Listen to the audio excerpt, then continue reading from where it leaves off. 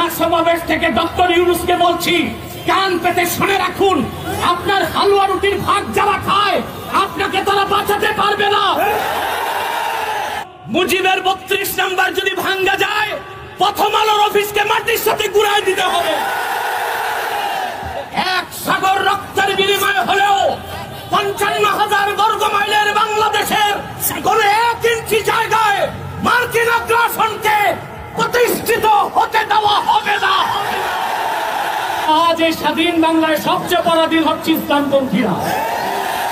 তাদেরকে জঙ্গি তকমা দিয়ে পরাজিত পতিত ফ্যাসিবাদী সরকারের ভাষা এখন শোনা যাচ্ছে বর্তমান সরকারের কিছু দায়িত্বশীলদের মধ্যে।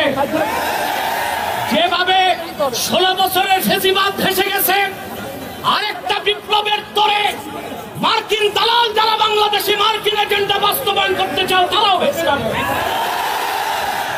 প্রিয় ভাইরা, আপনারা দেখেছেন জাতিসংঘের বিতর্কিত মানবাধিকার কমিশন ঢাকায় কার্যক্রম শুরু করেছে।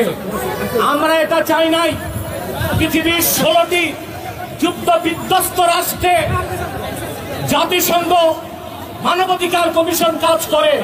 আমার প্রশ্ন, বাংলাদেশ কি যুদ্ধ বিধ্বস্ত না স্বাধীন বাংলাদেশ? স্বাধীন বাংলাদেশ। তাহলে এখানে জাতিসংঘের মানবাধিকার কমিশন কেন? তাহলে বোঝা যাচ্ছে মার্কিন দালালরা বাংলাদেশকে যুদ্ধের দিকে ঠেলে দিচ্ছে। এক সাগর রক্তের বিনিময় হলেও 55,000 বর্গ মাইলের বাংলাদেশের কোন 1 ইঞ্চি জায়গায় মার্কিন আগ্রাসনকে প্রতিষ্ঠিত হতে দেওয়া হবে না। প্রয়োজনে সাইফুদ্দিন কুতুস, রুকনুদ্দিন বাইবার্স, শাহজালাল ইয়ামানির উত্তরসূরির আরেকবার দেশের স্বাধীনতা রক্ষায় সশস্ত্র বিপ্লবের ডাক দিতে হবে। আমি বলে থাকি, জাতিসংঘ United nation is nothing but A Christian club. জাতিসংঘ মুসলমানের পক্ষে কখনো কাজ করে না। অমুসলিমদের অধিকার রক্ষাই তাদের কাজ। গাজাতে বছরের পর বছর নিরীহ মুসলমানকে হত্যা করা হচ্ছে, সেখানে মানবাধিকার কমিশন কেন নাই? কাশ্মীরে মুসলমানদের হত্যা করা হচ্ছে, সেখানে মানবাধিকার কমিশন কেন নাই?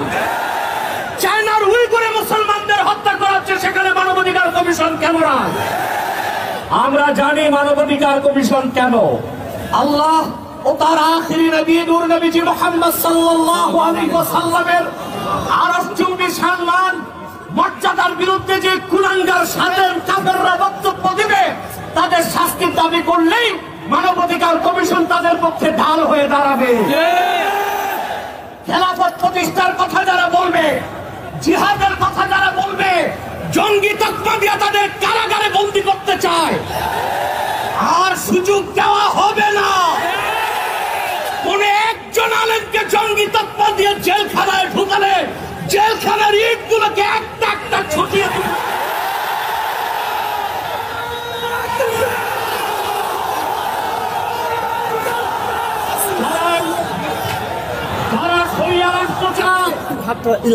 যারা জিহাদে বিশ্বাসী তাদেরকে পশ্চিমারা জঙ্গি বলে, আর যারা বুলেট নয় ব্যালটের পূজারী ওইসব পীর আর মৌলবীদেরকে পশ্চিমারা মডারেট মুসলিম বলে।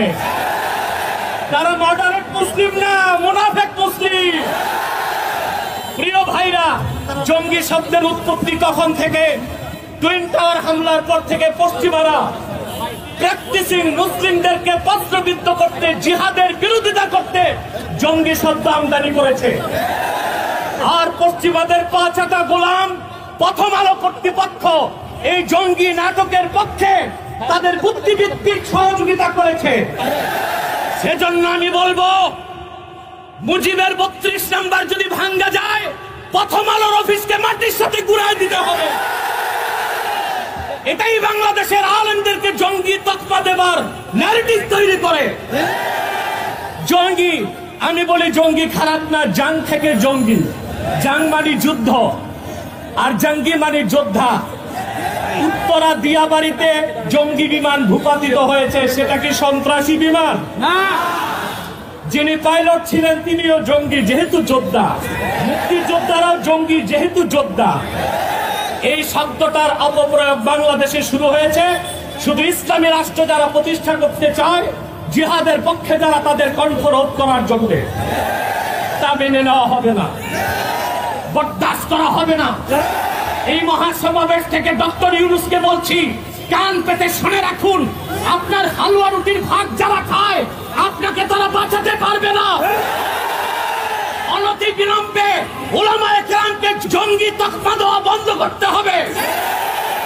যে সমস্ত নির্যাতিত আলেম কারাগারে আছে তাদেরকে মুক্ত করে দিতে হবে।